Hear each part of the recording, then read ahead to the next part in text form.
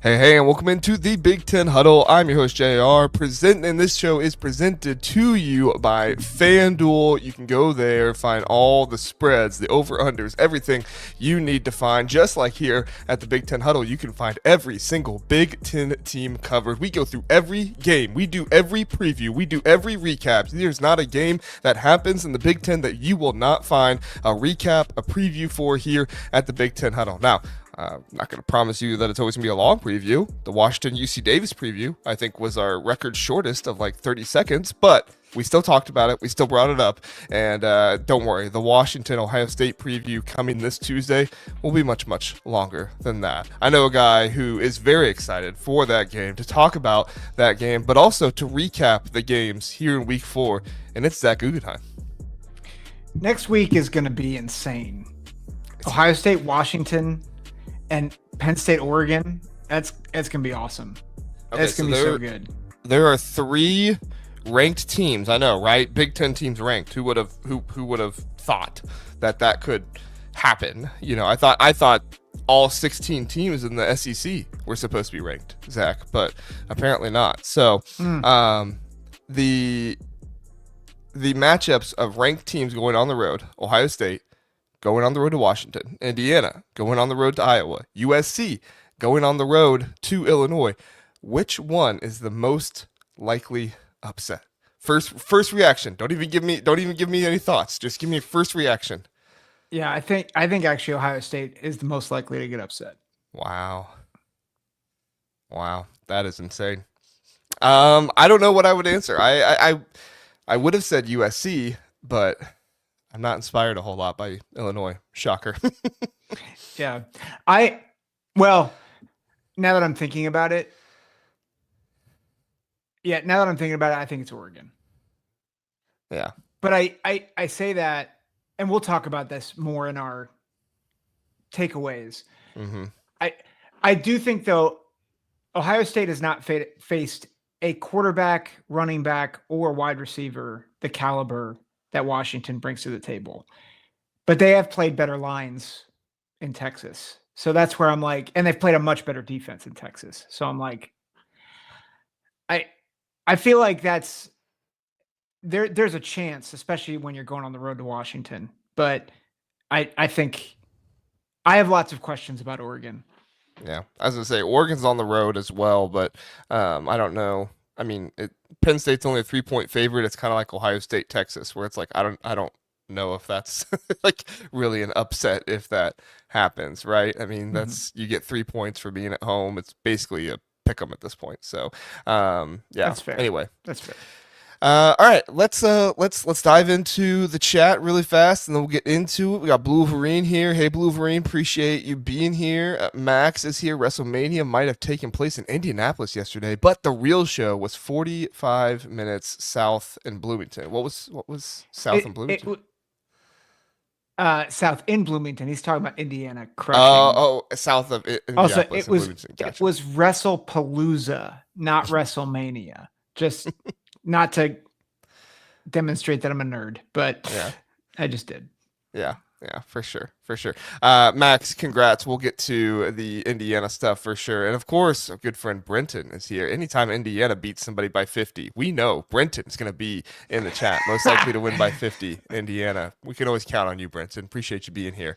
Matt says, Indiana sent Illinois home in a body bag. Cheeks clapped. That was stunning. Yeah, I mean, I had said this game's going to go one of 2 ways. Either Illinois wins a close one or Indiana blows them out. I did not anticipate 53 points blowout, but that's what we got. It was insane. All the credit to them. And the one touchdown for Illinois was just a blown coverage. It wasn't Illinois being better. It was just there's a miscommunication on the back end. And that'll get fixed. Yeah. Let's see. Hooligan says Illinois, but this much over Ohio State. Yeah, and he agrees with us. Penn State beating Oregon isn't an upset. Yeah. Doug coming in hot. Appreciate you being here, Doug. He says, you're on crack. The Buckeyes aren't going to give up more than they will score. I have seen some Buckeye fans really overlooking Washington. Full disclosure, I'm not going to pick Washington to win the game. But I do think that Ohio State fans do not need to overlook this Washington offense. Yeah. They have scored on 25 straight drives. I don't care if you're playing FCS opponents. That's really impressive to score on 25 straight drives. They have one of the best wide receivers in the country. I think they have the best running back in the Big Ten right now in Jonah Coleman. Yep. And they have, if you watch Damon Williams play, he is just spectacular. So, like I said, I'm not here picking Washington to win right now, but I am telling you, this is not a game that Buckeye fans should take lightly. There's a reason why the line is dropped from 14.5 to 9.5 in a week. Mm-hmm. I'll be honest. I don't know where I'm gonna pick, mm-hmm. because, and I would obviously lean Ohio State, but that is not as much of a blowout. Washington's also not getting the respect that they deserve, and part of it's the schedule, and we'll talk about that. Washington is better than people are giving them credit for. Mm-hmm. And it's on the road. So yeah. I just think look past long the winning Huskies. streak for Washington, so 22 straight games, second longest winning streak in college football. So Washington, they are a team that needs to be respected, and right now the AP poll is not respecting them. They did not get a single vote in the AP poll. It's a travesty. It's terrible, and it just is one more reason why the AP voters just are completely inept at their jobs and have no idea what they're doing. We're going to talk about the AP voters in the second segment of the show. But I was going to say, did you see Brett McMurphy on Twitter releasing his poll before games are over? Oh my. Sorry. Yeah. Sorry. Next segment. I saw that, and then, and Heather Dinich, she was putting her stuff out there, but it does give me some comfort. There are people out here ratioing Brett McMurphy and Heather Dinich, and that makes my soul feel good. So if you're on Twitter, keep ratioing the terrible analysts, writers, whatever they are. Keep doing it. Makes me happy. Mm-hmm. All right. Everybody, thank you so much for your comments and being here. We do need to get to the show, but many of the topics that you guys are bringing up, we will get to kind of the stuff that you're bringing up, and then in the second segment of the episode, we'll review the AP poll, and then we'll get into our top 25s the way we would have them, and then finally our college football playoff predictions. But first, the first thing we need to do, Zach, is we need to talk about this Illinois and Indiana game. Now, before we get started, Indiana fans, look me in the eye, okay? Look me in the eye. I am sorry. I was wrong. Your team is far, far superior than even I. And somebody who has raved about the Indiana Hoosiers for time and time again have talked about how amazing this team is, how amazing Kirk Cinetti is. Even I, who among us? Even I doubted this team, and I should not have. And that was my first mistake, and I will not be doubting the Hoosiers again. Does that mean I will pick them to win every single game? No, not necessarily, but I will not be doubting them again, because Kirk Cinetti is for real. They are number 2 in my power rankings in the Big Ten right now, and I honestly don't see how you can put Oregon or Penn State ahead of them unless you just want to go off of brand and history and stuff like that. But even by history, Indiana, Kirk Cinetti, his only 2 losses there have been to the national champion and the national champion runner-up away at their home stadium. This Indiana team is fantastic. This Indiana team is incredibly well coached. Fernando Mendoza is better than Curtis Rourke is. And honestly, Fernando Mendoza, if he keeps playing like this, should win the Heisman. And that's incredible. And that's something that should be celebrated like no doubt. Like no other. Sorry. Anyway, I had to say that from the beginning. Had to get that off my chest because I know some Indiana fans have been coming in here, which is so strange. I have Indiana fans telling me in the Power Rankings episode, you love Indiana, or not Indiana fans, but other people who are not Indiana fans, you love Indiana so much. Why are you pushing Indiana so much and talking about how great they are? And then we have Indiana fans mentioning me on Twitter, coming in here in the chat and be like, you hate Indiana. Why do you doubt us? Why do you hate? I can't win, Zach. I can't. I am dead to everybody, I think. To be fair, I picked Indiana to win, and I still have Indiana fans telling me that I hate them. So, but often daunted and often hated as well. Yeah. So, yes, yeah.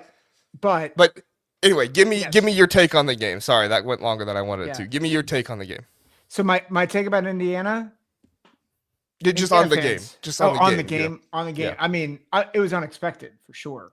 I think my fear, and I've seen it, is that people look at Illinois and just say complete pretender. And I don't think that's true.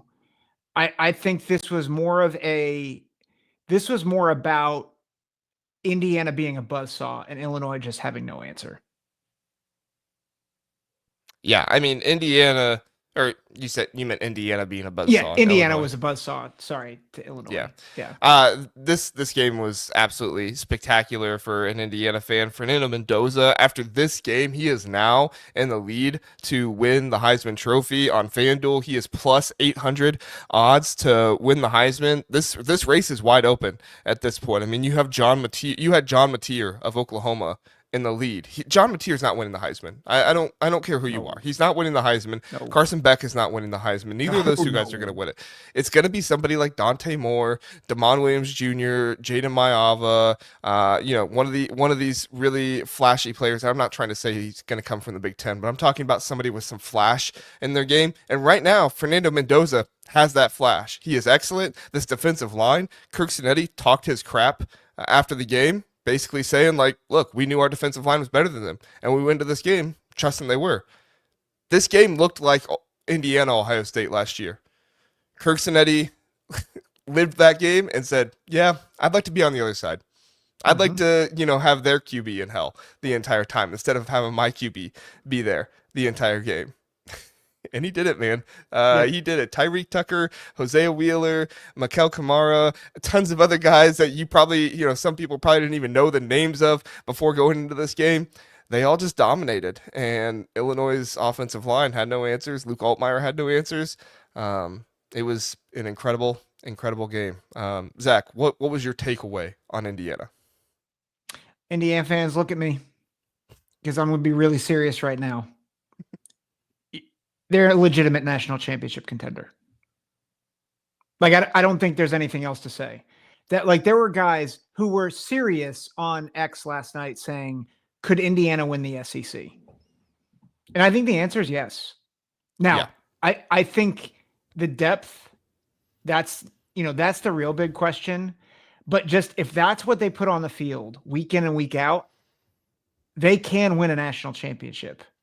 I don't think they're the best roster, but I think they have NFL guys everywhere. I think Mendoza is phenomenal. I think their lines have leveled up. That's the big key. They have athleticism at wide receiver. Their secondary is awesome. D'Angelo Pons, blocked a punt last night. It was fantastic in coverage. This is a national championship contending team. Straight up, they are. Excuse me. And if you look at the FanDuel odds, Indiana right now is sitting at plus 4,000. That's outside of the top 10 in odds right now. Like, if there is any team that is outside the top, I would say top six that could actually win the national championship. Oklahoma's not going to win it. Miami might. LSU's not going to win it. No way. Notre Dame's not going to win it. Ole Miss isn't going to win it. Tennessee isn't going to win it. Indiana's sitting right there. I'm not telling you to put money down or anything like that, but I am saying if you are somebody that is looking for somebody outside the top 10, Indiana's right there, because Zach is exactly right. This is a national championship contender, and I think by saying what I'm saying, it also goes with it. This is a tier one team in the Big Ten. This is a team that needs to be mentioned with the likes of Ohio State, Oregon, and Penn State consistently.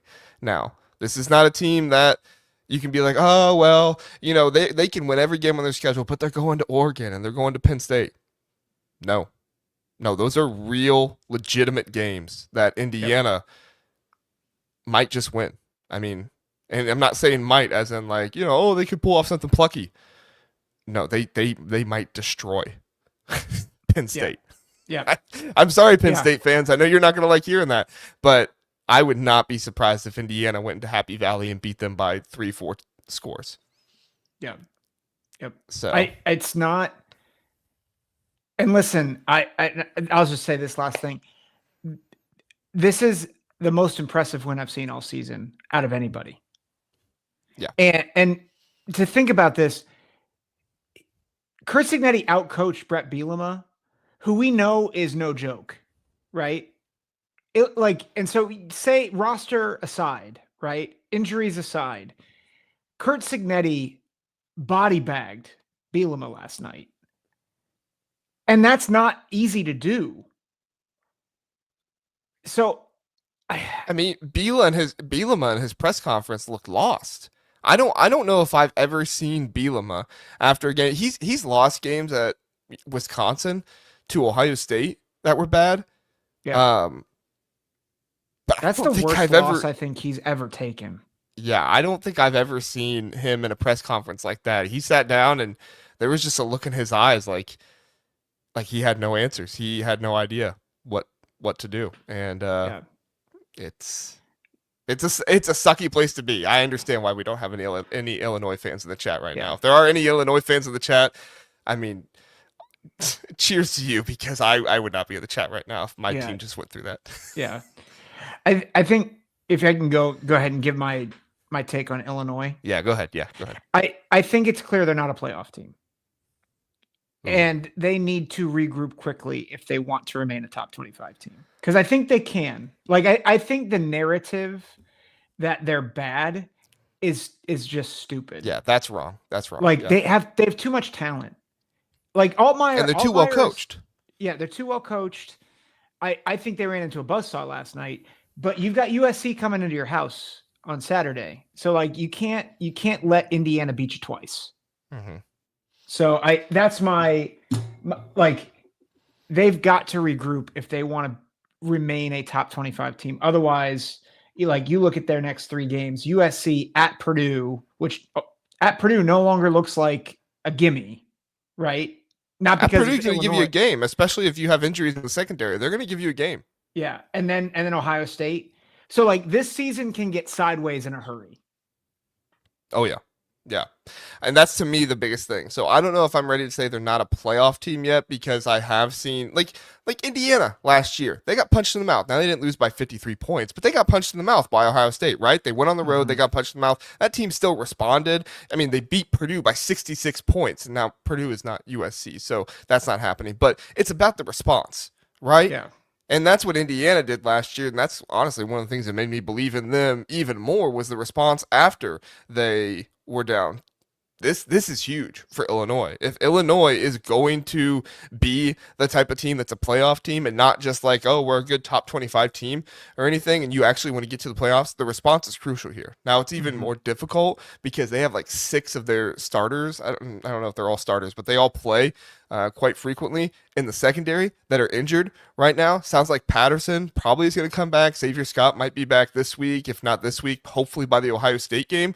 We'll see. Miles Scott, he had a targeting call, so he'll be back next week. Like, you have some guys coming back, but geez, like you still have injuries. You still have guys that might be missing in the secondary, and you're going up against one of the best passing offenses in all of the country. So that's my takeaway for Illinois, is essentially, I don't think this is a bad team. I think the injuries are difficult, but the most difficult thing is the offensive line.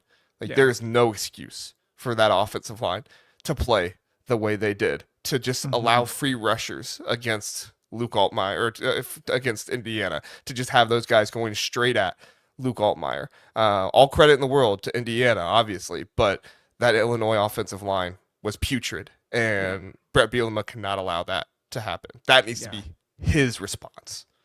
Yeah. Yeah, So he's got to whip them into shape for sure. Ryan, thanks for the 5. We appreciate it, man. yeah, appreciate it, Ryan.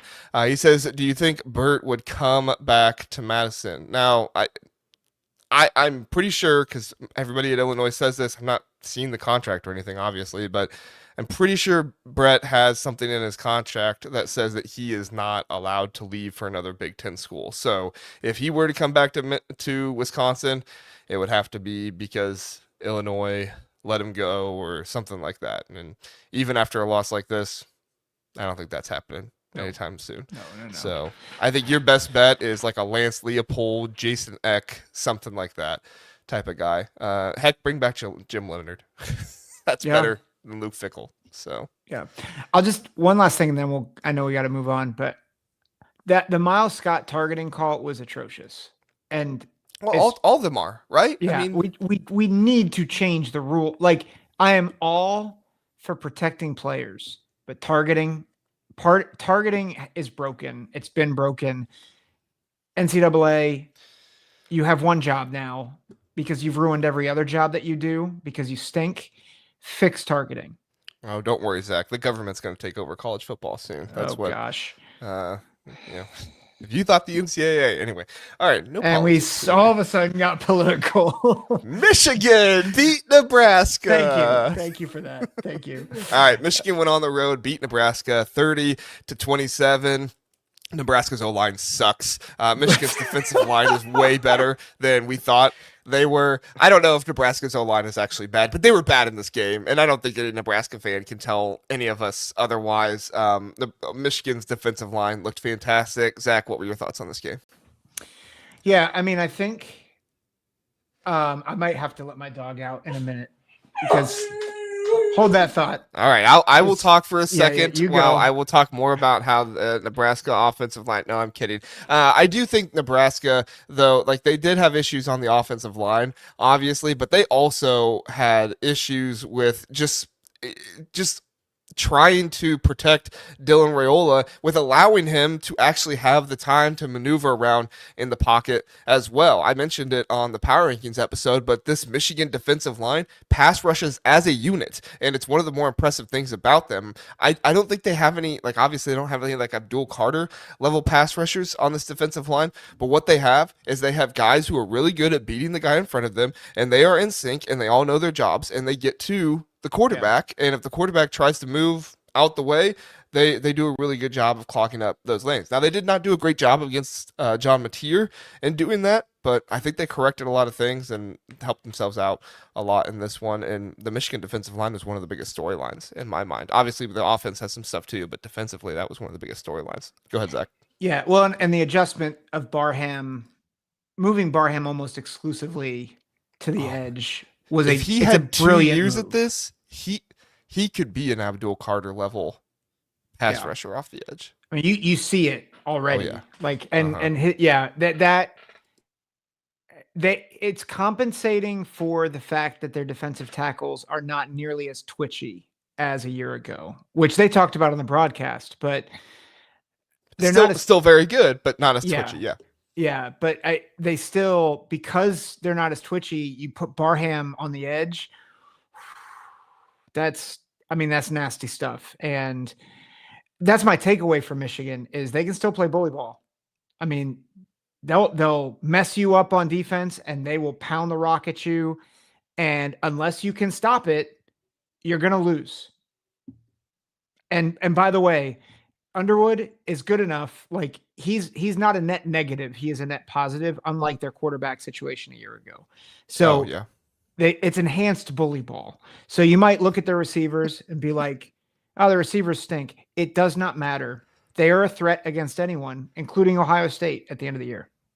That's a tagline they need to start putting on the bottom of like their social media graphics. Enhanced bully ball, right there. I want to tag out of the blue and say this is what Michigan is right now. Enhanced bully ball. You got to go on the show and give that to them. They'll eat it up, man. Yeah, there we go. There we go. Yeah, so my takeaway from Michigan is pretty similar, but basically, I think this is a very similar team to last year, but because of the improvements that they have on offense, I don't think they have to play the field position battle as much as they had to before. I think they have some more leeway to be a bit more aggressive on offense. With Underwood, I still have some concerns about the third down and stuff like that, but in this game, they found at the end of the game, they found ways to get the ball across the first down marker. They did a few screen passes, they threw it to the running backs. I do have concerns about Underwood having like a primary target to go to on those third downs. I think if you can correct that, that's something that's going to help this receiving core a whole lot. But overall, I mean, this Michigan team just looks really, really good. And I don't know if they're a tier one team in the Big Ten, but I think they could beat anybody in the Big Ten. Yep, I agree. So My takeaway for Nebraska is Dylan Raiola is doing too much. I mean, Kent just said that he's apparently playing tonight for the Chiefs on Sunday Night Football. So I think he's got to take it easy. We miss you, Kent. I'll say Kent this. was on with me with the Power Rankings episode last night. You missed it. Kent.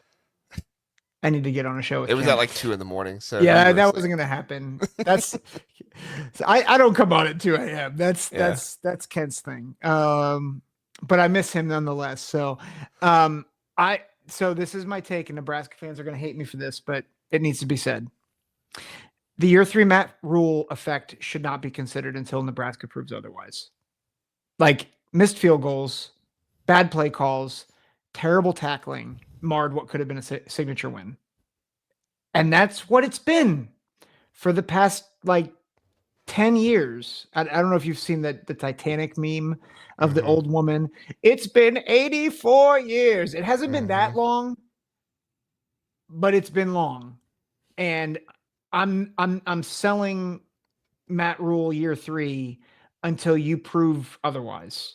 And like if you're a Nebraska fan in the chat and you're like, it's year 3, like he's gonna do, like what's your proof? What I watched yesterday is what I've watched for the past several years.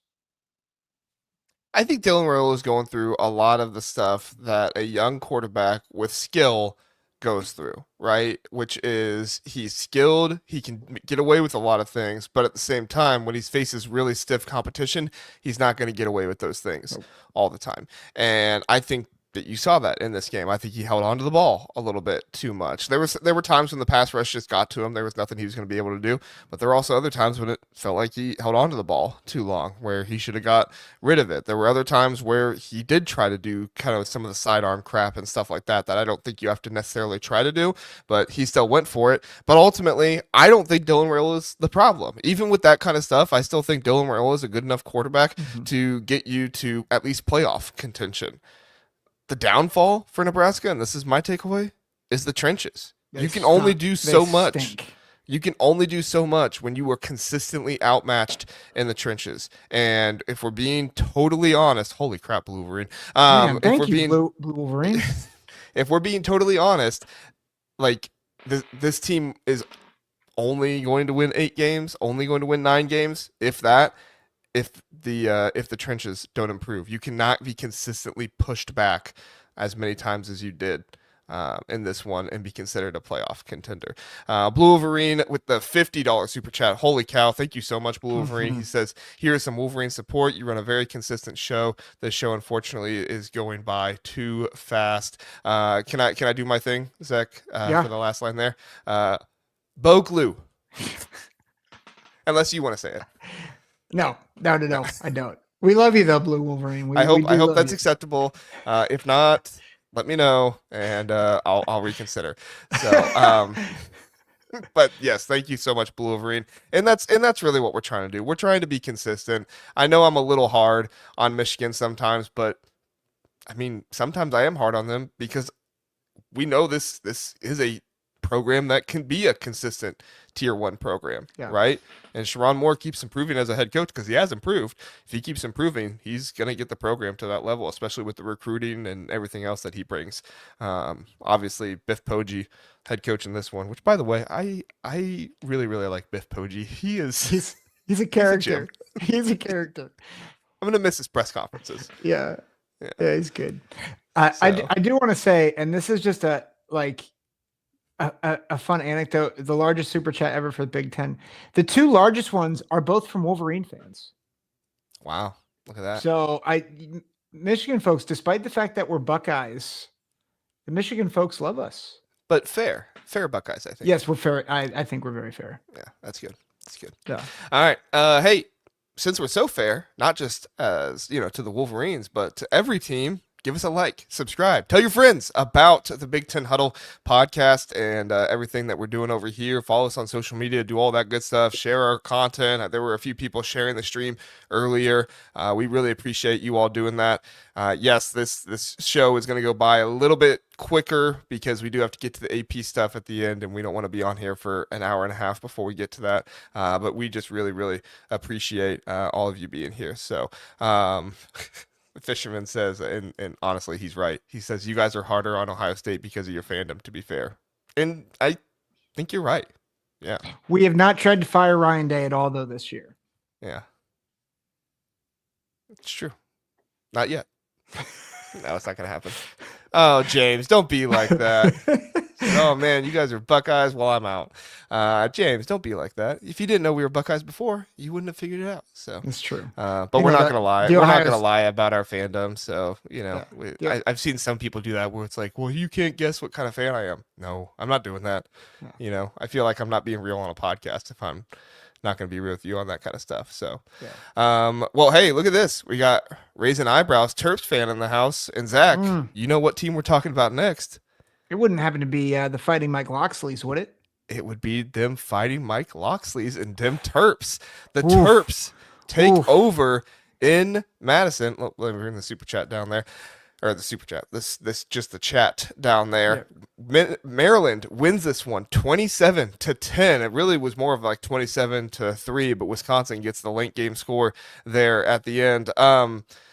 Oh boy, I want to tread carefully here because I feel like there are a lot of Wisconsin fans in mourning, and I mourn for Wisconsin as well. I'm not going to come after them and be dark to them or anything, but man, this was a really, really rough one for Wisconsin fans. But at the same time, this was an amazing game for Maryland fans, especially with a young team. Mike Loxley, you're just coming off that Northern Illinois game a couple weeks ago where he was kind of outcoached a little bit in some cases where you're frustrated with him. Now you're talking about possibly 6-7 wins. I mean, there are projections out there that have 7 wins for Maryland right now, Zach. I mean, it's kind of incredible the way things went, but I mean, this defense looked good. Malik Washington, I mean, he's a freshman. He made some mistakes, but overall, he was good.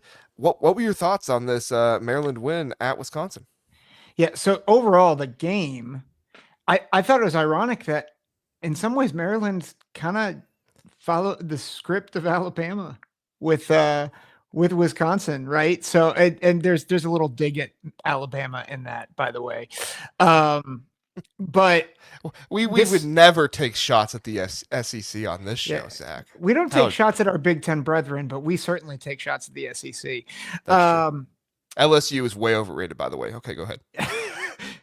That's for the top 25 segment. We'll get there. Yeah, so I think overall the game, it was never close. Like Maryland from the jump was the better team, which I feel like has been a rarity for us to say on this show, but that's just, they went up to Camp Randall. Wisconsin was never in it. I particularly when Billy Edwards went out, I think when Billy Edwards was in, there's maybe a sense of maybe they can get some momentum going, but once he was out, there's just, they had nothing. They had no life. The running game continues to be a struggle. But the thing that just stood out to me so much was how much was it Mathis and who's the other defensive end or I think he's a linebacker. Stewart. Yeah, Stewart, Mathis, and Washington. These 3 freshmen. Oh my goodness, they're good. I mean, they are legit playmakers, and that defensive line overwhelmed Wisconsin all game long. Yeah, I mean, it was fantastic. Bryce Jenkins in the middle needs to be talked about more. Sidney Stewart and Zahir Mathis are going to get a lot of credit, but Bryce Jenkins in the middle of that defensive line was looking fantastic, and he was blowing up plays there as well. Excuse me. The wide receivers of this team really, I think, have improved and shown more throughout the season. Not Octavian Smith Jr., Jaleel Farouk, sorry, they're really good wide receivers. Some of the catches they were making, like, Malik Washington, he had good stats in this game, but some of the throws he made, it was like, holy crap, like where were you thinking? But he just had insane wide receivers, man. They were making diving catches. I mean, there were a couple one-handed, ish grabs that I saw. Like it was honestly amazing what these wide receivers were doing out there, and I was really really impressed with them. And that's kind of where my takeaway goes, is that I'm so impressed with them and we were talking to Larry about it in our group chat with him, like, we need to rethink expectations for this team if this defense is going to be this good. I get like Malik Washington and stuff, and you can never be too sure with a true freshman quarterback. So if all of this came from Malik Washington, I'd be like, okay, this is a good game, but I don't know if I'm going to rethink expectations. No, but if the defense is going to be this good, if the secondary is going to be this solid, Danny O'Neal was awful. Danny O'Neal looked like Braden Locke, and part of that was Danny O'Neal not being good. But part of that was also this Maryland secondary and the pass rush that was getting to him all game long. Danny O'Neal wanted nothing to do with this game because Danny O'Neal saw how good this Maryland defense was. And this Maryland team, honestly, we were thinking 3, 4, maybe 5 wins in the preseason. We need to be thinking 6 or 7 wins now. Yeah. And I think there's an argument out there for more than 7. So that wouldn't be my prediction, but like you can make an argument for it. For sure. Yeah. For sure. I think to that, I think, we came into the season like, is Mike Locksley going to keep his job? The question now is, how can Locksley build upon the youth movement? Because this is a foundation that you can really propel into the next era. And if Mike Locksley can get 7, even like 6 or 7 wins, maybe even 8, and you can start selling more and more in the DMV, like come join this program. And I think you can almost follow the Indiana model, right? Yep. You get developed here, make a name for yourself here at Maryland. Let's surprise people. And all of a sudden you have another up and coming team. I think that's the question now, because Locksley's not getting fired. He's not getting fired after this year. No way. And now you can have stability for the coming year. And kind of what goes along with that is, like, can you keep these young players too, right? Because that's the joke. Yeah. Like, Malik Washington is really good. He's going to be doing this someplace other than Maryland next year. Or, like, Sidney Stewart is really good. Like, he's going to be doing this at Penn State next year. Because that's what's happened when they've gotten these young players. Can they keep these young players around? And the way you start doing that is with belief in your head coach and, fan support and everything else. So, yeah, go ahead. Go ahead with your takeaway on Wisconsin. It's just Wisconsin should be commended for taking a risk when they fired Paul Chryst and hired Luke Fickell, but the experiment needs to end. Like, I think part of this is that the team has quit. It's over. Yeah, the team was not trying. I shouldn't say the team wasn't. There were players on the team that were not into it, not trying. They were not confident in their teammates and their coaching staff. Yeah, it's over. He needs to be fired. Every week that they choose to keep Luke Fickell is just denying the inevitable. And I get it. They're going to probably keep him until December because there is $11 million off the board by doing that. But I know that they do these extensions every year and stuff, but they should not have given him an extension this past year. No. They should not have done that. And overall, it's what's going to force them to have to keep Luke Fickell until the end of the season. Even if these are the only 2 games that they win all season, the 2 games before Alabama, even if those are your only 2 wins all season, you still got to keep Luke Fickell until December. I thought maybe there was a chance he was fired today or yesterday because they're going into the bye week. Maybe it was that bad. You got a prorated buyout there that you can pay off over time, but yeah. But I don't know where Wisconsin goes from here, though, with their next hire. And it's going to be awkward trying to look for your next hire when it's dead man walking pretty much Yep. with Luke Fickell. Yeah. And that would be my thing is like, even if Luke Fickell gets one of these wins and he wins 3 or 4 games this season, don't be fooled. You got to move on from Luke Fickell. Yeah. Yeah, it's over. Dave, sorry.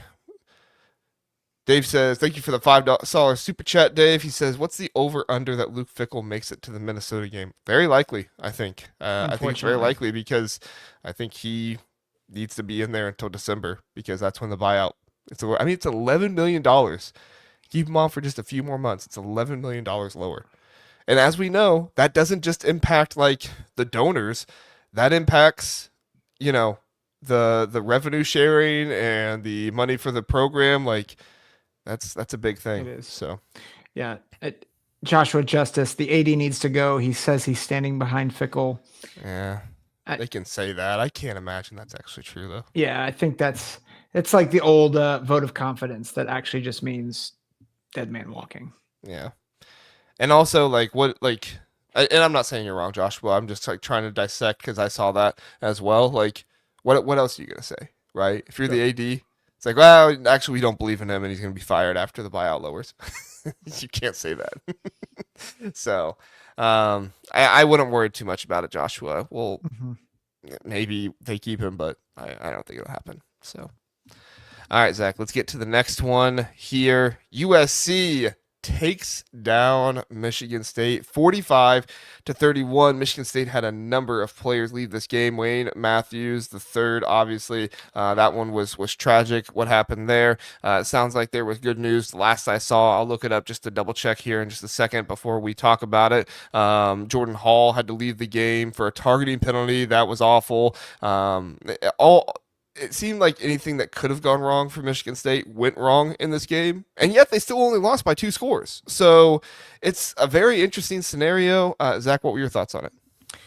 Yeah, I mean, I think the game kind of went the way I thought it would, which is USC jumped, they seemed like they were going to jump to a win, but Michigan State was able to kind of hang around a bit, right? They got it to 31-24. Some of that was USC turnovers and bad mistakes and just lack of discipline. But USC was the better team. The thing that stood out, though, is that Michigan State didn't quit. I thought you saw the talent from Childs and Marsh. And like they've got a good receiving core. So I was impressed by them. I was impressed that they hung in. But at the end of the day, USC is a much better team. And I think the reality is USC is close to tier 1 in the Big Ten if they play clean. But I think that's the key is like they need to play clean. And I think Michigan State, this is my takeaway from Michigan State, is I think in year 2, they look more like what I thought we would see at Wisconsin under Luke Fickell. Like I think Jonathan Smith is making progress. He's the right guy, but he now needs to bolster the line play.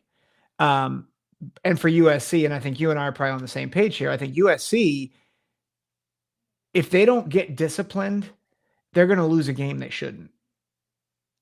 Yeah, you got to look at the discipline for USC in this one, the turnover, and I think this is going to be a huge talking point for the Illinois USC game that we're going to obviously preview on Tuesday night. You'll get that in your podcast feed on Wednesday morning. I did want to say Wayne Matthews, he posted on X, said he was doing good, to be back in no time, and everything else was good. He was out of the hospital, flew back with the team, so praise God that he's doing well and healthy there. Absolutely. So, I mean, that was just that was such a troublesome thing watching a guy go out on a stretcher like that. But anyways, yeah, I think that's kind of my takeaway for USC is like this is a team that looks like they have tier 1 talent in the Big Ten, right? Like they have some tier 1 talent, but there's also just like some discipline stuff here and there that makes me question what are they going to do in one of these big games against Illinois, against Michigan, against Oregon. Do they play Oregon this season? I don't think they play Oregon this season. Yeah, they do. They do. Oregon. It's the game right before Washington, isn't it? Before UCLA. before Before UCLA. UCLA. Okay. Yeah. But like it's those kind of games where it's like what is the discipline gonna look like? Because you remember they almost got in a fight against Georgia Southern. Like it's Georgia Southern. You should not be giving Yeah. any mental capacity to their trash talk or anything that they're saying over there, whatever it was that started that. And then you had the turnover when this game it looked like this game was on lock. All you had to do was just possess the ball and then you fumble it. And Michigan State gets the ball back and makes it kind of interesting, makes it a one-score game, and you immediately pull ahead because you're the better team. But you do that against a team of equal talent. You do that against like I said, Penn State, Ohio State, Oregon, Indiana, Illinois. Like you're going to be in trouble in those scenarios. So we'll see what happens. But what were your thoughts on Michigan State and your takeaway there, Zach? Oh, just that. Like I think they are making improvements. Like they are in year 2 with Jonathan Sorry, Smith. you gave it already, didn't you? Yeah. They are who I thought Wisconsin would be in year 2 under Luke Fickell. Yeah. My takeaway with Michigan State is I don't know if we're gonna actually see the true potential of Michigan State's quarterback and wide receivers without serviceable line play. Yep. Yeah, And that's the big sad. That's the big if they could get better line play.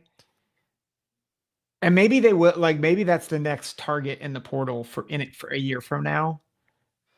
But yeah, that's the unfortunate thing because they've got Childs has made serious improvements. Yeah. Yeah, I mean he's really good. And some of the stuff that he's doing back there with the with the pressure bearing down on him, it's really, really impressive. We were looking just for him to improve on not turning the ball over after last season. Well, he's done that and more. So really, really impressive. We'll see how it continues. We do want to remind you that you can catch the Tuesday night preview show. We'll be going through all the games, every single game on Tuesday night. You can get that in your podcast feed on Wednesday morning and Thursday morning. And then Thursday night, we'll have our Big Jeff's episode there. So, put that on your calendar, 9 p.m. Tuesday night, Thursday night, 9 p.m. live with Big Jeff. And then you'll get those in your podcast feed the next morning. We appreciate everybody who listens, not only to us on YouTube, but also the podcast as well. All right, Zach, these are going to be a little bit more rapid fire, a little bit less to talk about in these ones, but we do need to mention them. Washington wins over Washington State 59-24. This game was at one point 31-24, got a little interesting, but then Washington, as they do, they scored again and again and again. This is like 25. I need to recount just to make sure, but I think this is 25 straight over the last few games drives that they have scored. Other than kneeling, these are 25 straight drives where they have scored. It's fantastic. It's incredible. What are your thoughts and what's your takeaway on Washington? So I know our guy Hooligans in the chat, our Washington rep, and he's a good man, and I love Washington, but I'm gonna just maybe give a little bit of cold water on that stat that you just mentioned. And it's that they have not played anybody. And we have to take into account that the Ohio State game is where we're really going to see where this Washington team is. Now, I think they're a top 25 team, but they do deserve to have some doubts. And if you if you look at Sagarin ratings, which is, it's the one that I look at the most, they've played UC Davis, they've played Colorado State, they have played Washington State. And none of those teams are even as good as Ohio and Sagarin. It's bad. And my other concern for Washington is that it has taken them some warm-up time to be able to put teams away. It was a one-score game with Colorado State going into the late third quarter. It was a one-score game going into the fourth quarter with Washington State. And so I just, and I think Washington fans know this, so maybe this isn't a bucket of cold water. But I just think it's helpful to just realize Washington they need a good showing against Ohio State to prove it's for real. If they beat Ohio State, even better, but they need a good showing against Ohio State to prove that they're real. Yeah, I mean, more than anything, they need that defense to play well. The offense is going to play well, and the offense is going to do their thing. Damon Williams, Denzel Boston, Jonah Coleman are all huge, great players for them. But that defense has to play really well. And yes, Tacario Davis, his health is huge as well. I think that's what was his big. name? Leroy Bryant, I think it was, in this game against Washington State. He cannot play anymore. That was not good from him. I hate to say a player shouldn't play anymore, but at least take him out for a game or two, because it's going to be tough sledding the slot going up against him. I know the slot isn't used as much right now for Ohio State, but if they find a fish, they're going to go after him. And right now, Leroy Bryant looks like the fish. So Tacario Davis, his health coming back is huge for this defense and everything else. But my takeaway for Washington, Zach, I said my concern going into the season was this offensive line. And I know they haven't played anybody. I know they've played teams with smaller lines and everything. Man, this offensive line looks good. I mean, like they obviously have had their mishaps and stuff like that, but it has looked much better than I thought it was. It's going to be a really, really big test going against Ohio State, not just their players, but also the scheme and the confusion that they bring to the Washington offensive line. But I think we're going to learn a lot about this Washington team and how good they are or not against Ohio State. It's going to be a really fun game to see. Yep. And I think conversely, it'll be a show me game for Ohio State's defense too, because this is the best skill group by far that they have faced to this point. Is this the best offense that Ohio State will face this season? Possibly. I mean, it's the best. I mean, Texas is not a better offense. Illinois is not a better offense. Minnesota not. Penn State not. Purdue not. Yeah, it's the UCLA best not. Well, this is the best offense Ohio State will face all season. Unless if we've been deceived by the line. That's my one caveat. If the line play isn't actually as good as we think, then I think you can make a case for like Penn State.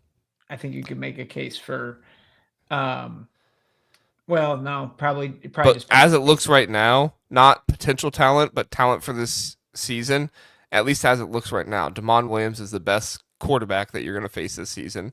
Yep. Denzel Boston is the best wide receiver you're going to face this season. And then Jonah Coleman is one of the best, if not the best running back. I mean, Justice Haynes you have on the schedule as well. You have Nicholas Singleton on there. Top 3 Darius back. Taylor. Top 3 back. Yeah, I mean, yeah. Yeah. We'll see. It's going to be a big one, and for both teams. I'm really interested to see how it goes. All right. Yeah. Iowa Rutgers, we talked about this one on Friday night, but just to give our takeaways for it so that way we can stay true to the takeaways for every Big Ten team. Iowa wins 38, Rutgers 28. Zach, are you going to be positive about Iowa here? Because, the people in the comment section said that we weren't very positive about Iowa. And, I just think maybe you could have a little bit of positivity in your life. Are you going to do that? Yes or no? Should I retire the retirement tour? Well, it doesn't necessarily need to retire the retirement tour, but just say something nice. It's like, can you say something nice about your rival? Can you say something nice about Iowa, Zach? Our guy, Big Jeff, said that Iowa should be commended for winning on the road, and I agree with that. They should be commended for winning on the road, but people are saying they still have a shot at the playoff. They do not. This is not a playoff team. It was never going to be a playoff team. It's still limited, and they will not sniff the playoff. And that'll start with Indiana crushing them next week. But they are to be commended for going on the road against a game Rutgers team. Because this Rutgers team I think is good. And I don't think their record's going to show it at the end. But I think Rutgers is better than people want to give it credit. But so Iowa's to be commended for that. And I think Gronowski did show steps. He did, but it was also Rutgers defense, right? I mean, like there were dudes just running wide open. I thought you said be positive. I am being positive. Told me to be positive. I'm coming in being positive here in just a second, okay? Look, the offense is finding their identity under Gronowski. I just think we should not act like this is a team in Iowa that's changing and, the quarterback's all of a sudden is going to start throwing for 200 yards a game and everything else. They found their identity. When the defense is so bad that you just have wide receivers running wide open, that identity can expand, which is awesome. But for the most part, when you face teams with, I don't want to say competent because that's really mean to Rutgers, but it was not very competent secondary play that we saw from Rutgers in this one. When you face better secondaries, you're going to have to lean on that identity more. And I think it really helps Iowa that they have an identity on offense at the very least. You have a quarterback that's going to run. You have 3 different running backs that can run the ball. And you have an offensive line that is just going to maul the entire game. You're going to have one of the best defensive lines in the nation to be able to stop this offensive line. Mm-hmm. So, and Brian brings up a good point. Where is it, Brian? Brian, that was a great point. Ian Strong will be the best wide receiver Ohio State sees all season. I don't know if he's the best, but he's definitely in the conversation. He is really good. Yeah, I was about to say no, and then I was like, no. I mean, him and Denzel Boston are both going to be NFL players. Yes, Boston is probably a first round pick. I don't think Ian Strong's a first round pick, but he's going to be an NFL draft pick for sure. We'll see. I'm trying to think. Could come down to the measurables. Trevor Pena might have something to say. You don't think? No. Maybe when he's at Syracuse. No, not at Penn State. Well, that's fair. Are you saying that because of Drew Aller or just how they're going to use him? Yes. Till Drew Aller shows me. That's fair. I'll give you that. So, all right. Takeaway on Rutgers, Zach. I think the one positive, I think for years it has been really hard to sell recruits on offense. They can sell offense, man. Like quarterback and receivers, they look great, and I still think the best is yet to come for Rutgers. I really do, but this is the worst year for them to both have deficiencies that they have along the lines as well as the schedule that they have. Because if they had an easier schedule, this is a bowl team again. But unfortunately, their schedule is brutal, and they have too many deficiencies everywhere else. They needed this game to be a bowl team. Yeah. So it's tough, and that's basically my takeaway for Rutgers is like, it's really a shame that Rutgers found this offense, but it was one of the worst defenses we've ever seen under Greg Schiano. Mm-hmm. Yep. It's just, it's a shame. We get some flack on here for not being positive enough about Rutgers, and I get that. We've had some faithful Rutgers fans who follow the show, and we've been very positive towards Rutgers. But it's just, it's tough with this defense, man. We're going to give the wide receivers all the flowers we can. We're going to give Athan Kaliakmanis his flowers, but man, this defense is just not good. So, Dijabome is good. I like what's the other linebacker? Is it Adam Miller? I think is his name. He's good as well, but the secondary is lacking. Elad, good safety, but the secondary is lacking elsewhere, and that defensive line just does not have enough burst and quickness to be able to operate. Yeah. So, all right. Hey, no live Friday night because there's no Friday night game this week in the Big Ten. So we'll figure something out. Whether it's like something I'm going to pre-record, whether it's something that I do live or something, but we'll figure out something for Friday night to be able to put something out there for you. And we'll let you guys know if it's a premiere or if it's live or something like that. So check back Friday night. We won't have a recap of any game because there's no game on Friday night, but we will have something for you to watch and enjoy. And then if you can't watch it Friday night, you'll obviously be able to get to it on Saturday morning before the games. Zach, we've got John Suggs in here saying, go Ducks. We still got the Ducks to cover. We were going to go to Purdue first, but since we got John in here and he's loving on his Ducks, let's go to the Ducks first. Oregon beats up on Oregon State, as they should, doing what they're supposed to do. They win this one 41-7. Bit of a slow start for the Ducks in this one, but they faced some adversity. They responded, and they destroyed Oregon State in the second half. Your thoughts on the game and your takeaway about Oregon? I mean, my takeaway was they did what we thought they would do. So I'm not going to comment too much on that. But here's a trivia question: who is the highest rated team that Oregon has played this year? This year, like who will they play or who have they played? Currently, who is the highest rated team that they've played this year? They've played Oregon State, they've played Oklahoma State, and who they play the first weeks? Montana State and Oklahoma State, Northwestern. Who is better, an FCS team or Oklahoma State? I'll say Oregon State. Sounds like that's the question where we're going. Northwestern? It is Montana State. Montana State's 82. Yikes. Northwestern is 83. This is according to Sagarin. And then both Oklahoma State and Oregon State are in the hundreds. Wow. That is a new low for Northwestern. Well, no, Northwestern's above those two teams. Oh, I thought you said Northwestern was under Montana State. Well, they are. But like Montana State's 82, Northwestern's 83. And then Oklahoma State and Oregon State are both in the hundreds. Oh my gosh. In other words, like I think Oregon's great.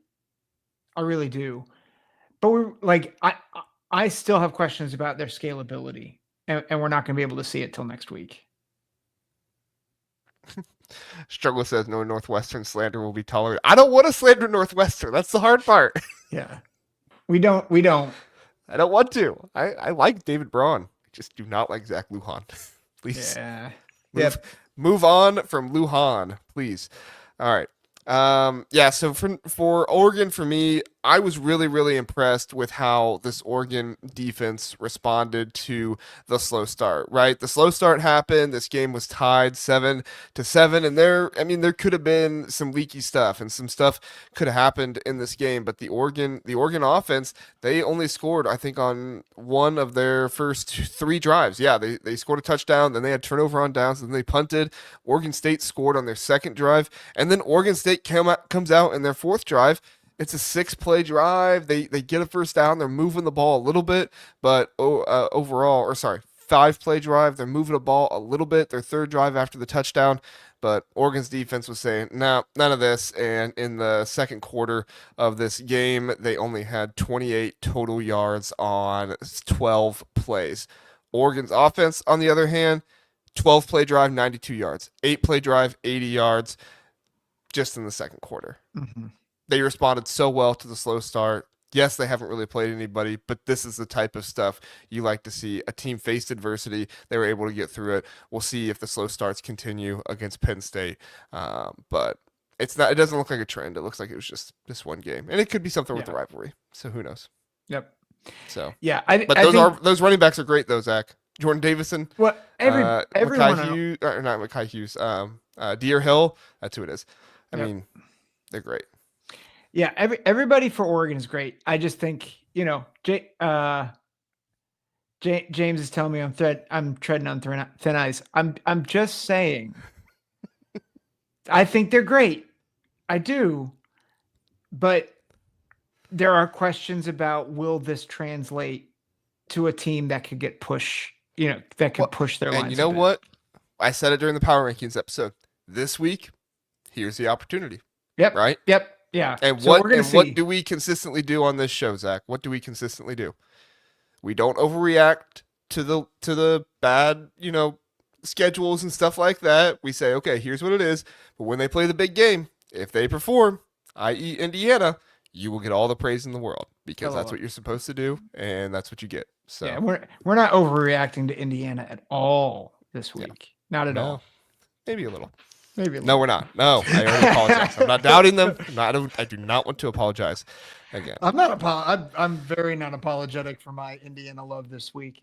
All right. Well, we had another Indiana duel this week, and Notre Dame beat Purdue 56-30. It was at Notre Dame, and Purdue did not lose 66-7 in this game. So progress, yes, improvement. And it was in South Bend. So yes, major props for Purdue.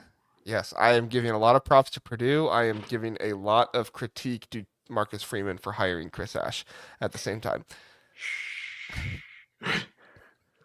was such a terrible hire. It Oh my was gosh. bad. It Just was because he very worked bad. out for 1 year at Ohio State does not mean he should be your defensive coordinator, Freeman. Oh my gosh. Anyway, Purdue, your thoughts on the game and your takeaway about them, Zach? Yeah, I mean, I think Purdue can build on this and become a thorn in several Big Ten teams' sides. But I'll be honest, you're building for the future. I don't think they're a bowl team. Like, I think their schedule's too difficult. But you've got some winnable games coming up. Like you've got Minnesota, you've got Northwestern, you've got Rutgers. Like those are games where you can win.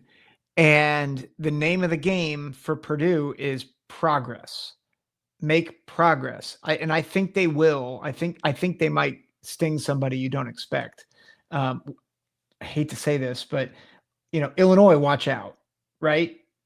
Because again, if you're down and you're coming off the SC game, and you all of a sudden you got to go to Purdue. Sorry, that's Illinois. Like all of a sudden Illinois has to go to Purdue. That could be an upset. So I think Purdue is very firmly a team that is back to being able to upset teams. So I think that's progress. Spoiler makers are returning. Is that what you're saying? Potentially. The rebirth of the spoiler makers. I love it. I love it. I love me some spoiler makers unless they upset my team. And then I don't love it. Okay. So go away if that happens. But not other that than we'd that, have trauma from that. just a lot of trauma.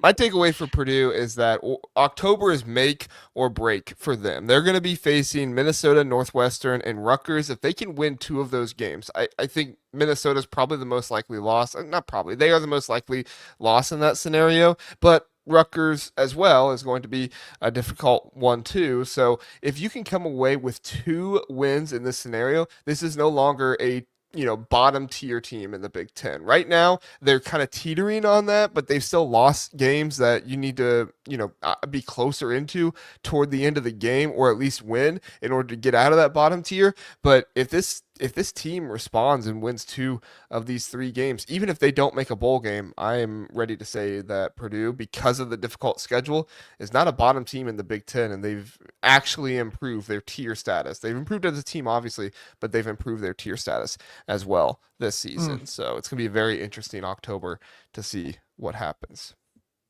I agree. All right. Hey, that is going to end it for the preview portion, or not the preview, the recap portion of the show. But stick around if you're on YouTube, because we're going to get to our AP poll, going through that. If you're with us on podcast, we greatly appreciate you listening, and you can hear this if you go over to YouTube, or if you just listen the next day. We're going to dissect the AP poll a little bit, talk about the teams that were voted for, not voted for, and then give our own AP top 25, and then give our college football playoff predictions at the end. Zach, do you have any final thoughts for the podcast listeners before we move on? I think we should end and talk about the top 25. All right. Podcast listeners, we say adios. YouTube listeners, stick with us. We are going to start the next episode in 3, 2, 1. Hey, and welcome into the Big Ten Huddle, where we are presented to you by FanDuel, where you can make all your picks, make all the spreads, the over-unders, everything, the anytime touchdowns, the props, anything you want. They have it over there at FanDuel. We appreciate you listening and being here with us, because we cover every single Big Ten team and take some shots at the SEC along the way. If you like when we take those shots at the SEC, get ready, because we're going to dissect the AP poll. And boy, are there a lot of SEC teams in this poll that do not deserve to be in there. So we're going to make sure we take some shots, make sure we remind everybody of these SEC teams that either don't belong or are far too high, and get with it there. So without further ado, the guy that can't stand the SEC just as much as I can't stand him, he's Zack Guggenheim. I am curious what the breakdown would be in terms of best quarterbacks between the Big Ten and the SEC.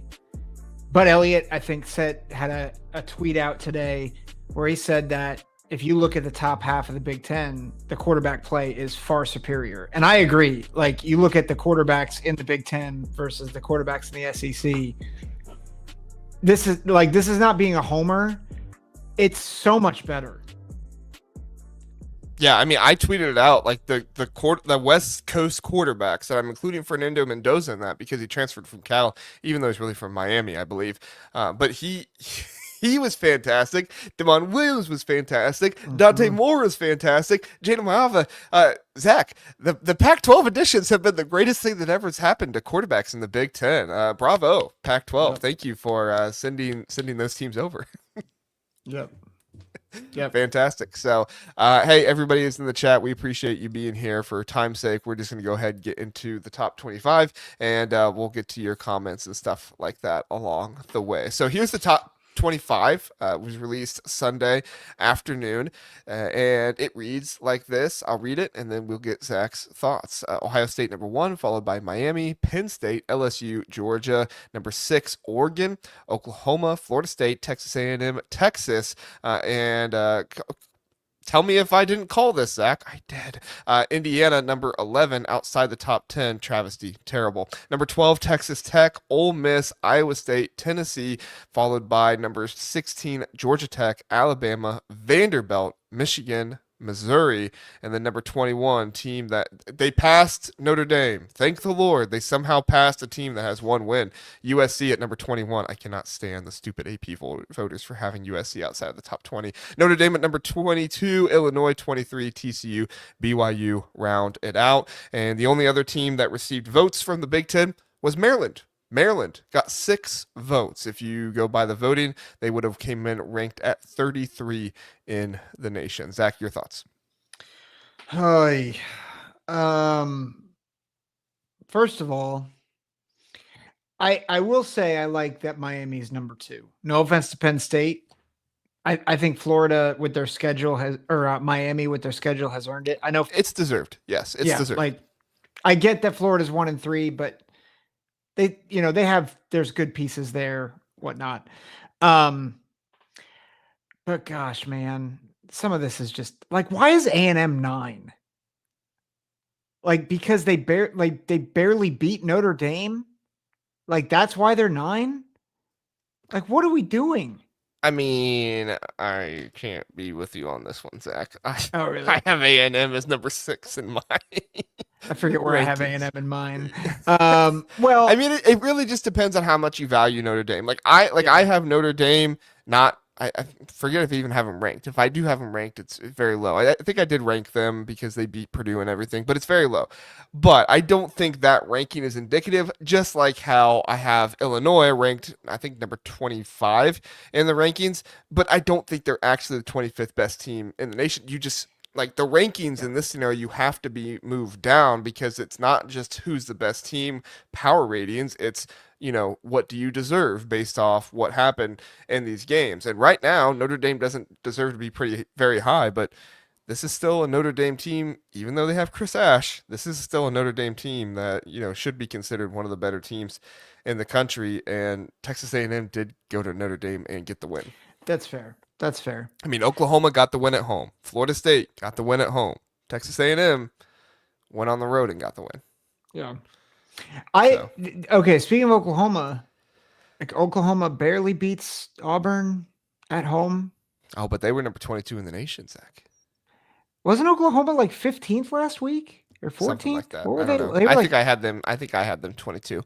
Yeah, that was not a great game. Yeah, I think Oklahoma's living more off that Michigan win than they are the Auburn win, personally. Which is fair.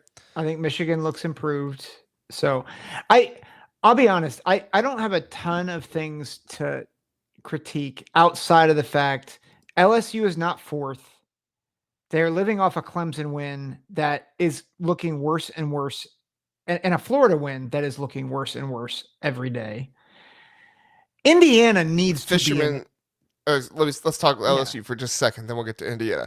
Fisherman's exactly right. They should be in the 8 or 9 range. I believe I have them 9 in my rankings. I might have them 8, but they should be in that range. This Clemson win was not. It is not aging to be all that impressive, and to me, I mean, the AP poll does a lot of things wrong, okay? So let's not get it twisted. They do a lot of things wrong. But the thing they do the most wrong, which is really saying something, is they do not adjust for how the team is looking later on. Now, Later on in the season, you don't need to do that as much because there is a track record going up to it. But when it's all based on preseason rankings, I understand keeping a team high because of what you thought in the preseason. Penn State, I understand keeping them high. I don't personally have them that high, but I understand keeping them that high. But just because you thought Clemson was a top 5 team, I thought they were a top 4 team. I picked them to win the national championship. Boy, do I look stupid. But I thought this was a really good team going into the season. But they're 1-3. They've lost to Georgia Tech. They lost to Syracuse, who got killed by Tennessee. Clemson's not a good team, and it should not be considered a good win. Quite frankly, we were just wrong. And the ranking for LSU needs to start reflecting that. If they had beat Florida by more, if they had been able to run the ball, okay, yeah, keep them up there. But Florida threw 5 interceptions. What did Illinois do when the team turned it over 5 times? They blew out the team. They scored 45 on them. Yeah. What did LSU do? They scored 20 points. Yeah. There's and granted, people will say, well, Duke's not Florida. Okay. Granted, that's true. Also, but LSU also hasn't played Indiana, who would cream LSU, who would destroy LSU. I have no doubt in my mind that Indiana would destroy LSU. Yeah, agreed. I'm just saying I can see why they get there, but LSU's resume sucks now. Like they have not beaten a ranked team. They haven't, but you know what it says on the ESPN website? You know what it says? At Clemson, number 4, 17-10. This is not the number 4 team in the nation. I get it happened when they were ranked there. And I get what SEC fans say. Like, oh, well, if they were ranked in that spot, that does need to be considered. Yes, if it's week 5, week 6, week 7, sure. When it's week 1 and the team continues to go 1-3, no. Yep. Get them out. No. Yep. It's crazy. Yeah. Do you agree with me that Indiana would thump LSU? I think it depends on what you mean by thump. I think Indiana. They would beat them by 3 scores or more. I don't know about that, but I think they would win by. I think they'd win by at least 7-10, if not more. How dare you doubt the Hoosiers? I'm just saying. I'm just messing with you. LSU's really good defensively, and I think they would limit Indiana. But do you agree with me that Indiana would win? Yes. Well, you'll see that in my poll. Yeah. You'll see that in my playoff rankings. Yeah, I've seen your playoff rankings. Yes. Can't wait for everybody else to see them as well, Zach. I may have been a bit frustrated at the SEC when I did my playoff bracket. I'm just going to say that as my defense. Zach, when he texted me his playoff bracket, they just had a whole bunch of angry faces in it, and I didn't understand. But that is not true. So you and I both have Indiana well above 11 in our polls. I believe that I have them 4th. Do you remember where you have them? 3rd.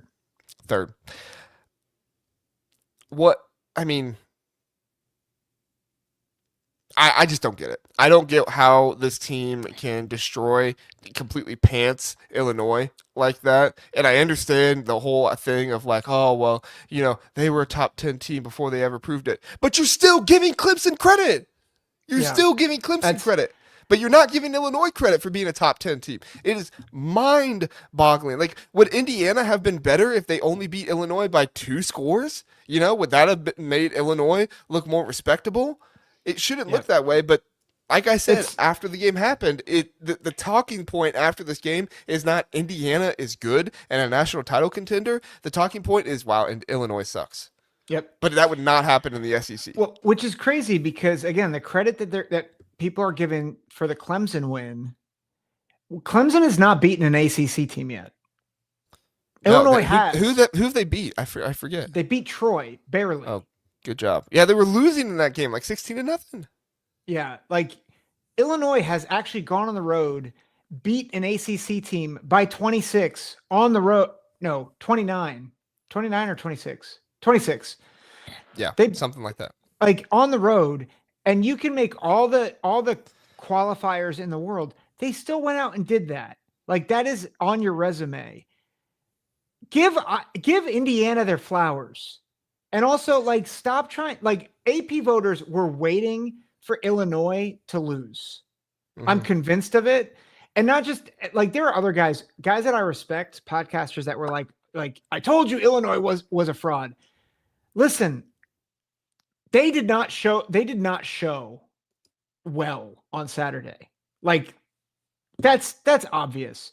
But can we like pump the brakes? Because if we're going to do that with Illinois, then a lot of people have to do that with a lot of other teams that they said were going to be good, and then they're not. Clemson being one of them, Florida being another, South Carolina being another. Like this is absurd. And like there's teams are still getting credit for those wins, whereas Illinois they drop like a rock, and Indiana goes to 11. They were what, 17th in the poll last week? So they moved 19th.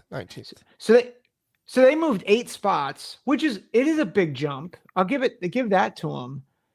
But you move Oklahoma like what, 6 or 7 spots for beating the number 22 team in the country, who none of us were really sold on to begin with anyway. Yeah. I believe Texas Tech moved up to about the same as well. Texas Tech beats Utah. Yeah. And Utah's out of the poll. Right. Utah's out of the poll. I don't know. I don't get it. It's another brand thing, and they can't put the teams that don't have as high of a brand that high. And then I think also as well, like voters don't want to be wrong about what their preseason was. They refuse to double back and say like, oh, well, my preseason just wasn't right. No, they're going to stick with whatever they thought preseason and be like, well, this is what I think, so this is what it must still be. Did Even though Drew Aller hasn't looked good in the first 3 weeks of the season, this is still Penn State at number 3. You know, like. Did Clemson get any votes in the AP poll? I didn't look. No, they did not. Okay, good. If someone voted for them, I was gonna start a petition to remove people off the poll. Yeah. All right, let's talk about a couple other teams really fast, then we can move on to our top 25. Michigan 19th. You like it? Don't like it? What are your thoughts? I'm trying to remember where I have them. I have them a little lower, but I think it's fair. I think considering they beat Nebraska, who we also had ranked, yeah, you know, I think it's more than fair to have them up there. I actually put Michigan 16th. So I kind of had Michigan, Alabama, and Texas all kind of jumbled together because to me, they all kind of had similar resumes, and it's not exactly similar teams, but like Texas has a loss to Ohio State, but they've still beaten the other teams on their schedule. Alabama has the loss at Florida State, but they still have beat the other teams on their schedule. Michigan had the loss to, at Oklahoma, which was honestly, no, I won't say that. They had the loss at Oklahoma, so I kind of had them 3 in a line there, and this Michigan went over Nebraska. I went ahead and moved Michigan up over Texas and Alabama because, Alabama beat Wisconsin. Congrats. Maryland just did that. I mean, that raised them back up in the polls. I don't see Maryland in the polls, but that's how it goes. So, last one I'll ask you about, and then if you want to comment on Illinois, you can, but USC 21. Stupid. It's just, and I get it. Like, if you look at their resume, similar to what we've said with Penn State and Oregon, you can't go by resume, but man, if you're gonna look at Texas and have them be 10th when they have not beaten anybody and they've looked like crap offensively. I get their defense is phenomenal, but like they've looked like crap on offense up until they played Sam Houston State. While USC has just dominated everybody. I think that's wrong. Like I have them 10th in my poll. And Michigan State should have been considered a better win than it was. I mean, there were people, Brett McMurphy, who were putting out their AP poll rankings and saying like, this is what it is before the game was over. Yeah. By the way, I think if voters start doing that more, their vote needs to be revoked. Like full stop.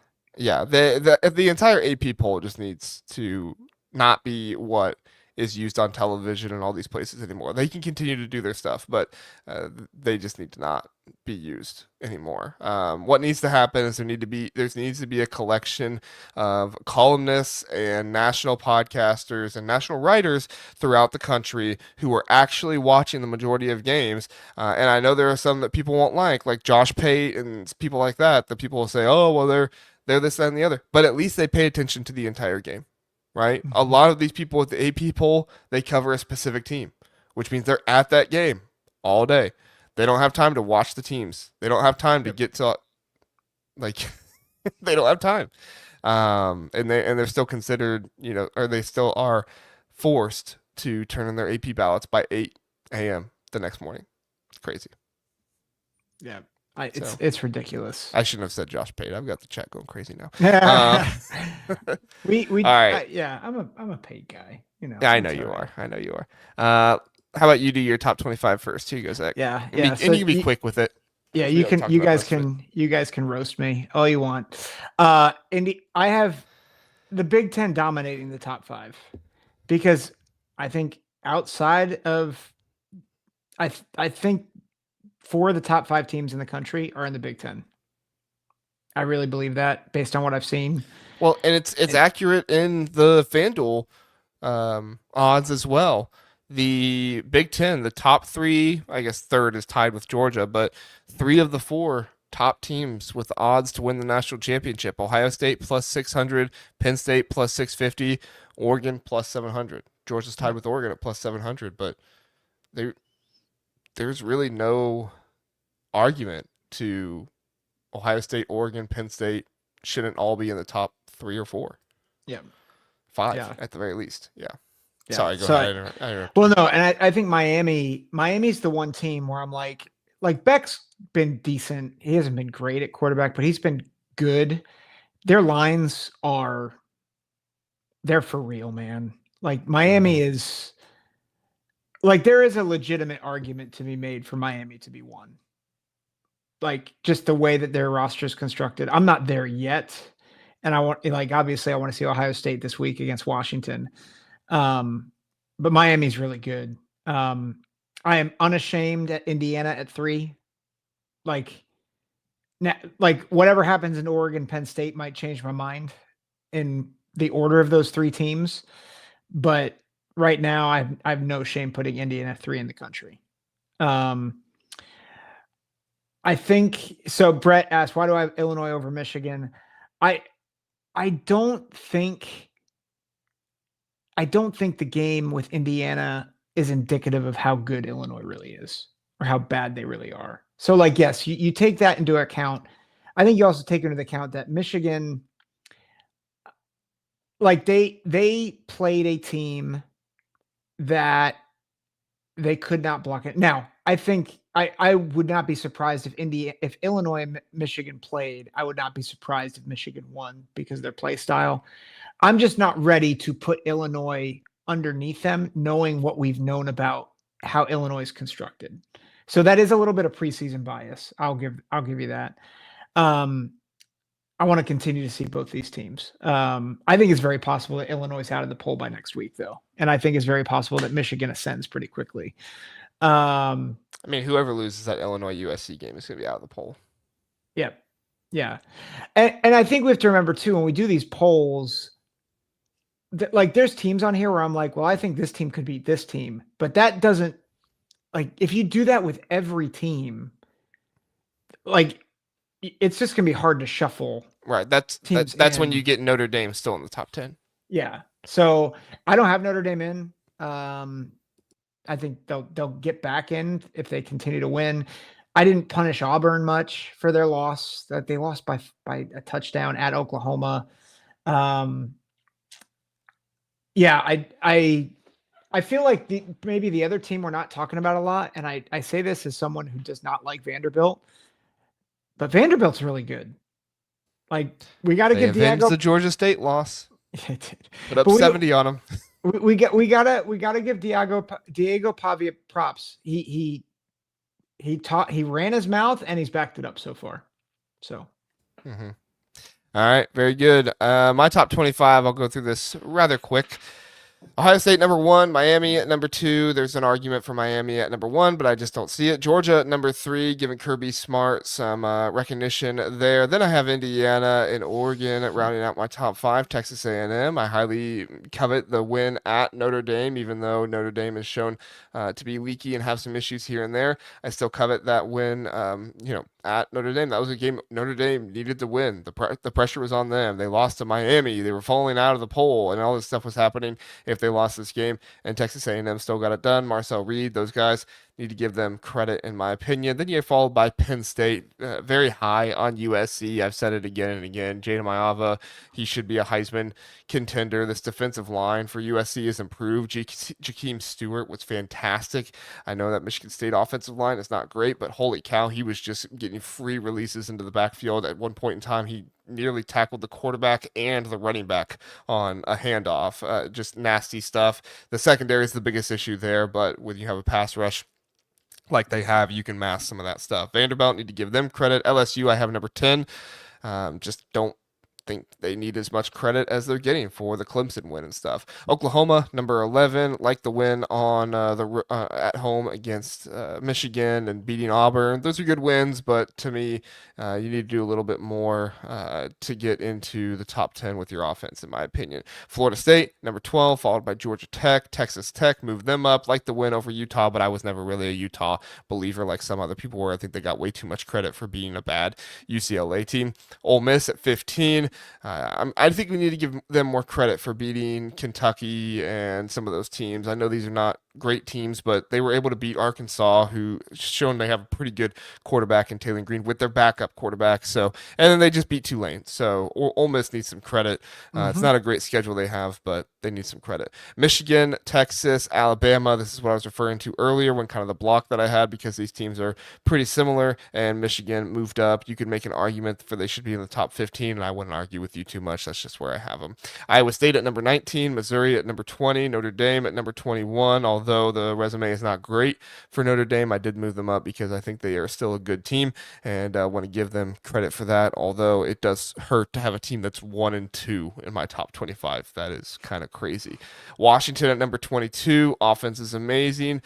Defense, we'll see what it's like. Mississippi State 23. Honestly, the biggest thing was Arizona State beat Baylor and looked good doing it. So that was a huge thing. And then, you know what? Give me Maryland. Give me Maryland, and they're ranked. I'm going to go for it. Number 24, they did not just beat Wisconsin at Wisconsin, but they beat Wisconsin handily in that one. And that defense is better than people realize. And then I'm rounding it out with Illinois at number 25 because I'm biased. I'll be honest. At least you admit it. Admit it. Interesting. I did not think about Mississippi State beating Arizona State, and then Arizona State beating Baylor. That's a good one. That's a deep cut right there. Appreciate that.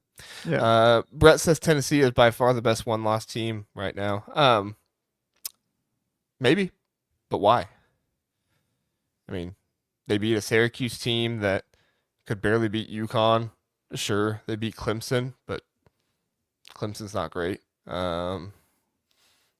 were close with Georgia, but that was one of the worst performances from Georgia I've seen in a while. So, I mean, I think I wouldn't argue with you if you put Tennessee in over Illinois or something like that, but I just don't know what they've done that's been all that great, personally.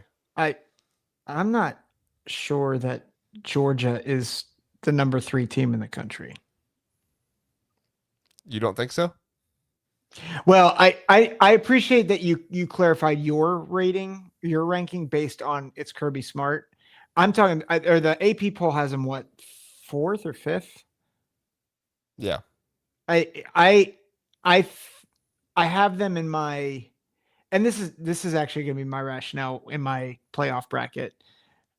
I think the SEC, I think a lot of teams are overranked and overrated, and I think the SEC is going to cannibalize itself, if I'm honest.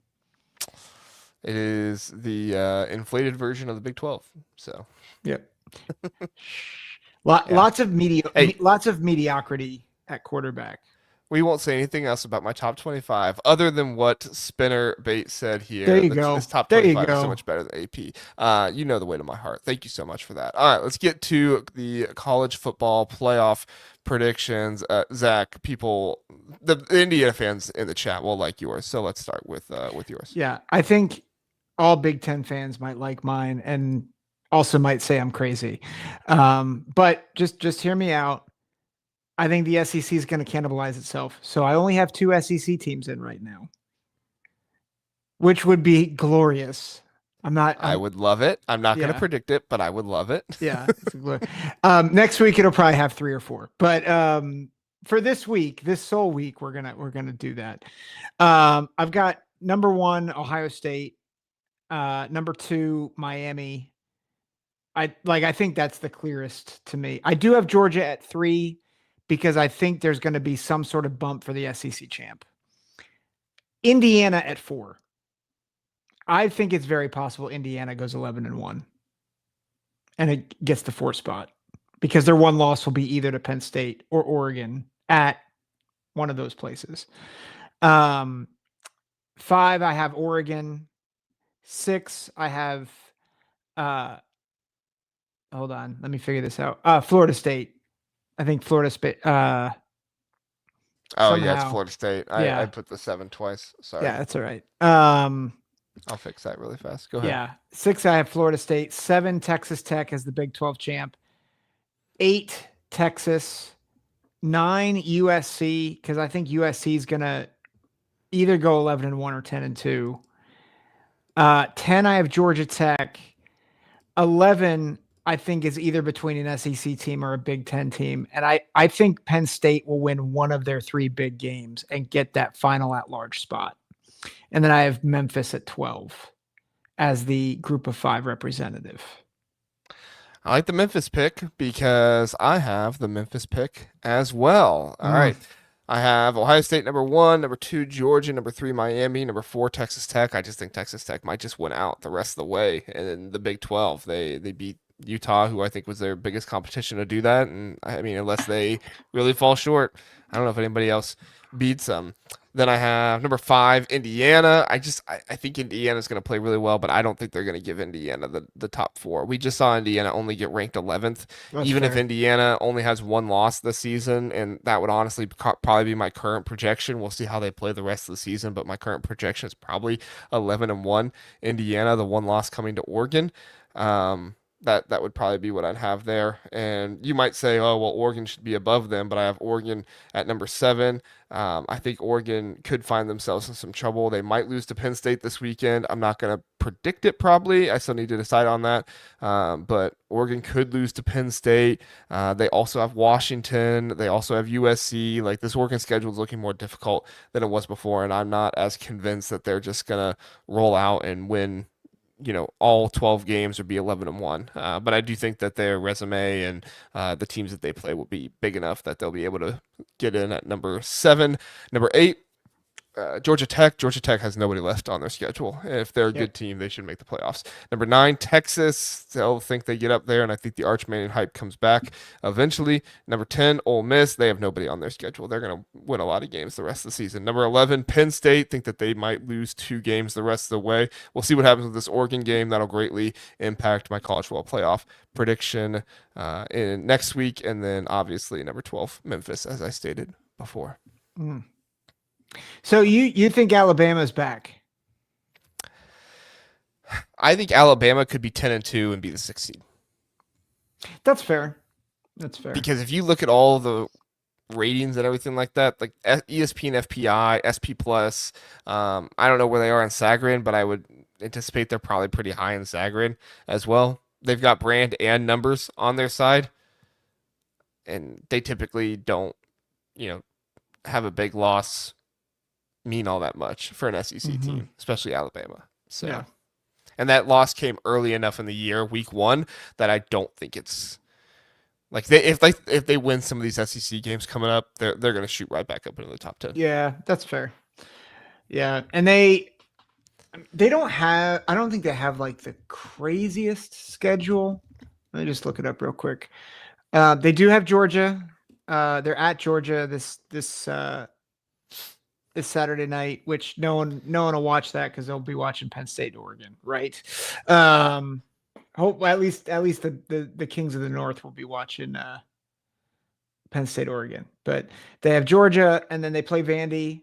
They play at Missouri. They play Tennessee. They play at South Carolina. They play LSU. Ugh. Yeah, if they go 10-2, they'll make the playoff for sure. But it's all going to come. It's all going to come down.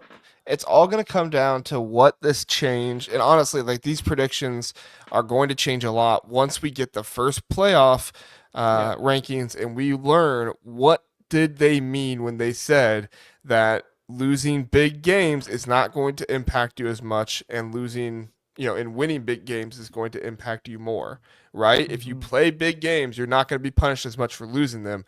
You're going to get, good benefits from winning them as well because you're playing them. So that is really what we're looking for here, than nothing more than anything else. When November comes, what does the college football playoff committee's first rankings look like? And Brenton helped us out here. He said Brandman is currently 4th in Sagarin. Kind of continues to prove my point. Yeah. So. I do want to say real quick, because there's a little bit of a skirmish, and I won't say skirmish, that's probably too aggressive, but Indiana and Penn State fans are getting into it a little bit in the chat. So Penn State guy, friend of the show, when Indy played a team with talent, they got beat easy like last year. Where Indiana fans, Brett Beaver, Indiana by 14 against PSU 2, LOL. I just want to say, and Penn State guys, like he knows his stuff. So like, I have lots of respect for him and his analysis. I will say this. I don't think this year's Indiana team's like last year's Indiana's team.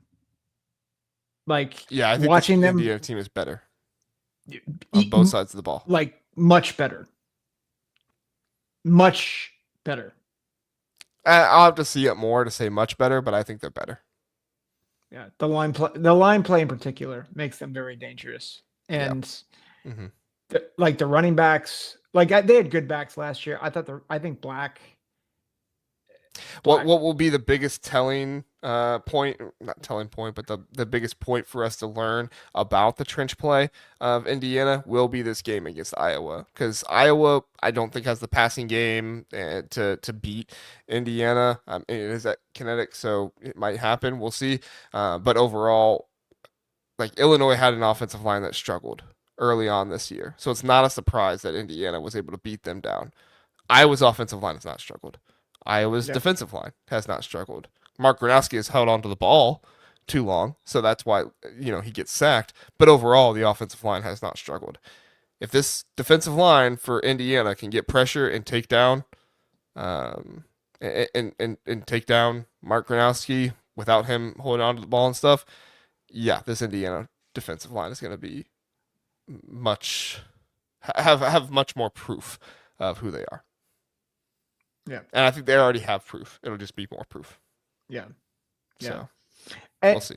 Yeah. I think that will tell us more about the Indiana-Penn State matchup coming up. I think that's fair. And I think I understand where Penn State guys coming from. Like to say that Indy will definitely beat PSU at PSU by 14 is a pure bias take. Like I think the same is to be said for Penn State, that we're going to find out a lot about them this Saturday as well. Like, how do they do against a good team, against real division, like elite athletes?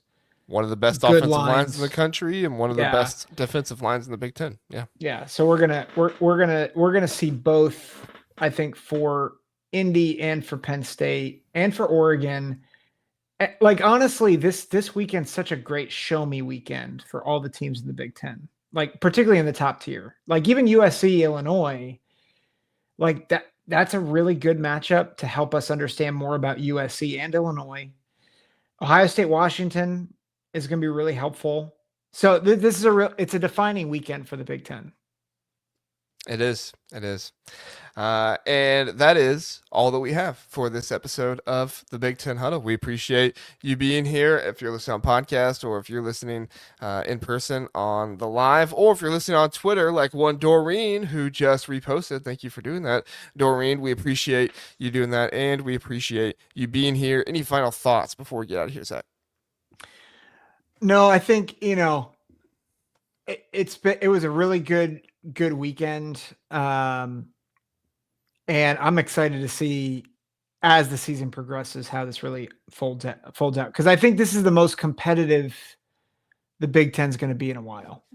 Like, there's a lot of teams that could win. There's a lot of teams that could still make the playoff from the Big Ten. Michigan is one. Washington is one, and we're not talking about them a ton. And then we have, I think, 5 other teams that are legit playoff threats as well, besides those 2. So it's really fun. Mm-hmm. It's just such a fun season so far. It's gonna be great. So, yep. Doreen says, "Hey guys, hey Doreen, signing off now, but we appreciate you being here, and we appreciate you reposting the stream. Thanks for doing that." Penn State guy says, "Great show. We appreciate that." NSPR8 says, "Thanks guys, another good show." Thank you everybody for the support. We appreciate it. We do our best to put on a good show because it's what we want to do for you guys, and give you guys good, honest analysis, and try to be fair to as many teams as we can, even though sometimes we aren't fair to teams. Like when I said Nebraska's offensive line sucks. I know that was a fair take. Anyway, we're going to move on. All right. Thanks so much for listening, everybody. Have a good one. We'll see you next time.